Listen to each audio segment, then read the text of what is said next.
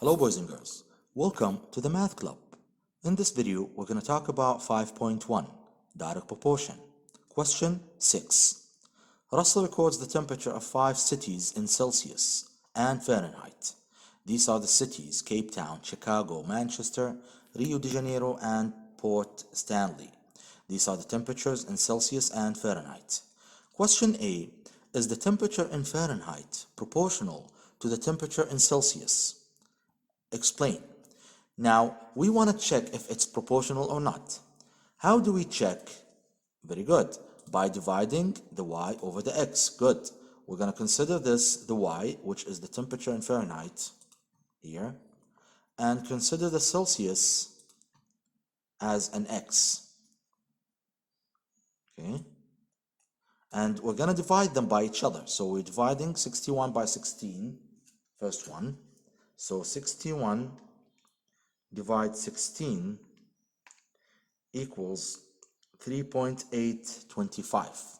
So I'm going to write it here, 3.820 or 25, 3.8125.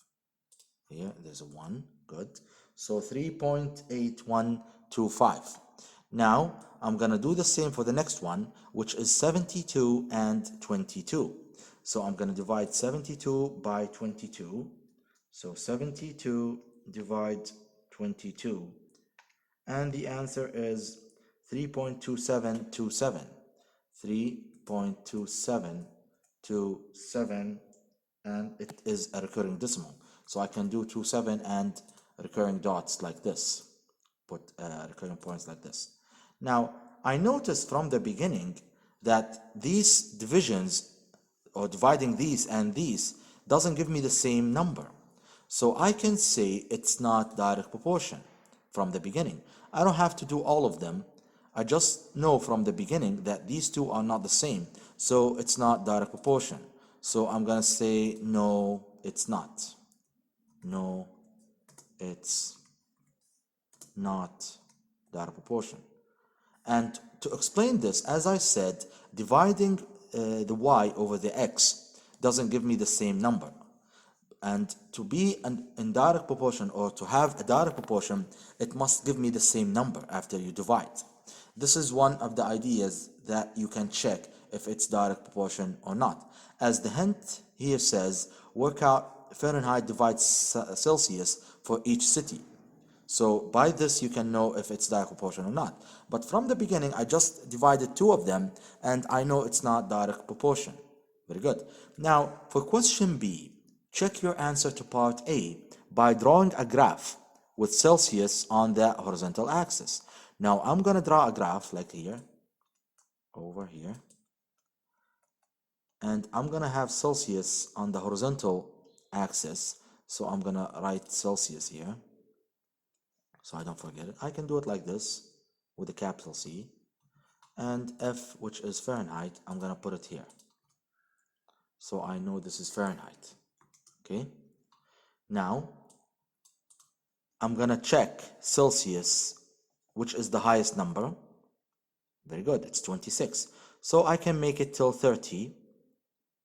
And I can go by tens. So I'm going to make a 10 here. And here. 20 and 30. Okay. 20 here. And 30 here, for example. Yes, let me move the 20 a little bit, like here. And the 10 a little bit inside, okay? Now here I'm trying to make it accurate, but it's not easy to do that. But on your notebook, you can make it accurate because you have the boxes and you can use them. So this is 10, 20, 30 Celsius. Now for the Fahrenheit, I have the highest one, which is what? Which is 79. So I'm going to make it 80 because they only start from what? The lowest one is 48. So I can make it start low like this. So I need 80 here. Okay, on top. And I'll make it go by 20s. So 20, Oh, I can make 40 in the middle. It's better, I think. I'll make 40 in the middle, yes, here, because most of them are higher than 40. So I can make 40 in the middle and work with it. So I'll make the points. This is the point for the 40, and this is the point for the 80. Now, let's start plotting the points together. So the first one is 16 and 61. So 16 is over here.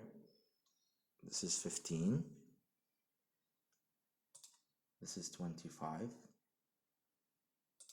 So 16 is here, and 61. So it's almost, so I'm going to take the 16.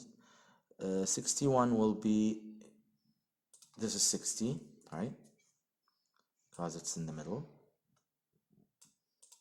So 16 and 61. So 16 is here, and 61 is over here, maybe. And 16 is here. So it's almost this point here, okay? 16 and 61. The next one is 22 and 72. So 22, which is over here, and 72. So 72 goes over here, maybe. Like this. And then we have 21 and 70.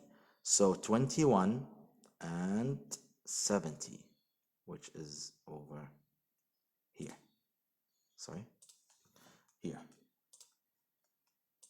It has to be less because it's 72. Okay. Maybe over here, yes. And then we have 26 and 79. So 26, which is here, and 79, which is over here.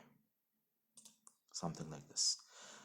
I know it's not that accurate, but I'm showing you the idea of answering this question. But on your notebook, you can make it better than that. And the last one is 9, 48. So 9 is here, and 48 is over here, maybe. And then at the end, you make a line that connects the points together. So the line should be like this, something like this. As you can see, it's a straight line, but it doesn't go through the origin. So to make it a direct proportion, it must go through the origin. The straight line must go through the origin, but it's not going through the origin. It is a straight line, but it's not going through the origin, so it's not direct proportion. And this is how you answer a question like this. Thank you very much for watching. See you next time.